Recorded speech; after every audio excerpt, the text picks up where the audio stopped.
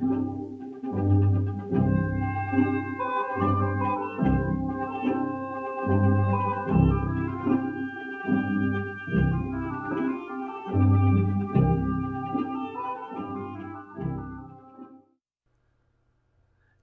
Eiyuu Densetsu, or to use its English title, The Legend of the Galactic Heroes, is something I've been meaning to get around to watching for 25 years now.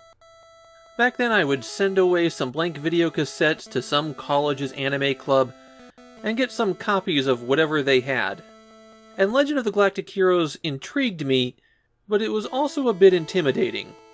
Even back when there were only about 70 episodes, it was a lot. And it wasn't a TV series.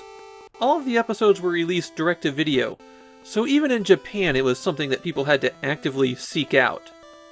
Ginga Eiyuu Densetsu is a sprawling epic about the almost eternal war between two vast superpowers.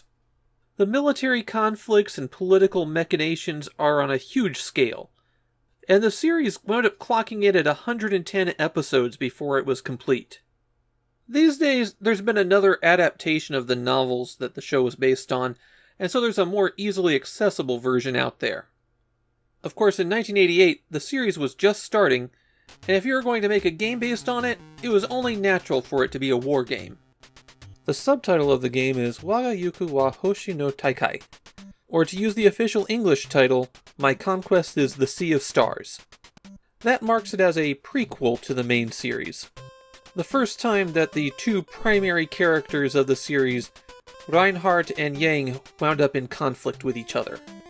In the game, you always play as Reinhardt, a young noble in the Galactic Empire who's getting his first chance at leadership. Your goal is to take over the base of the Democratic Free Planet Alliance. It's located in the upper right-hand corner of the map, and the only planet you hold at the start of the game is in the lower left-hand corner. You start the game with 3 fleets at your disposal, but before you spread too far, reinforcements will arrive, and you'll wind up with 12 fleets in the end. On every turn, you get a status report from any idle fleet, and then you can issue them one of 4 commands. They can move, send out a scout, rest, or resupply. And for some reason, rest and resupply are different commands. Move is the most straightforward one. You can choose to travel to different planets. Traveling costs some of your fuel, and there are certain paths that you have to take that aren't visible on the screen.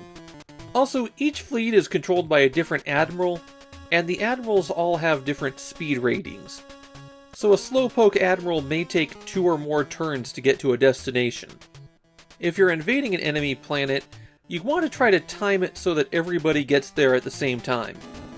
When the invasion fleet arrives, you have to choose a formation to fight in. There are 7 different formations, and each one counters a different formation of the enemy. There's 2 different ways that you can know what formation the enemy is fighting in. The smart way is to send out a scout first. Then a turn or 2 later, they'll report back what the enemy fleet commander uses. The other option is to slam into the enemy fleet and see what the outcome of the battle is. Odds are that's going to cost you some ships, though. At the start, you have an overwhelming numerical advantage, but as you get deeper into enemy territory, the planets are better protected, and they also start sending fleets after you. And if you happen to bump into the fleet that Yang is leading, he greatly increases the stats of his fleet. So there you'll have to use the correct formation and have a huge numerical advantage. The rest command is straightforward enough. Your troops just get worn down if they're on duty too long, so you can tell them to take a break and... What is that guy doing? The real challenge of the game is keeping your fleet supplied. Only a handful of planets can resupply a fleet, so you'll need to keep track of which ones they are and guard them with your life. They'll also be the targets for recapture by the Free Planet Alliance. And there really isn't anything else to Ginga Eiyuu Densetsu. It's a very basic strategy game. There aren't even a huge variety of animations.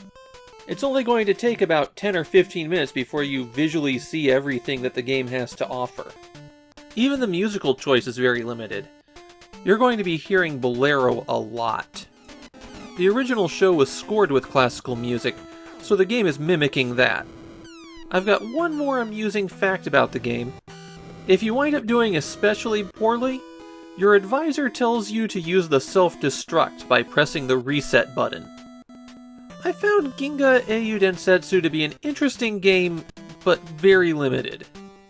If you play it once, you'll go, yeah, this is pretty solid. And then, the more you play it, the more restricted it feels. It's not a bad game, it just feels like there should have been more to it.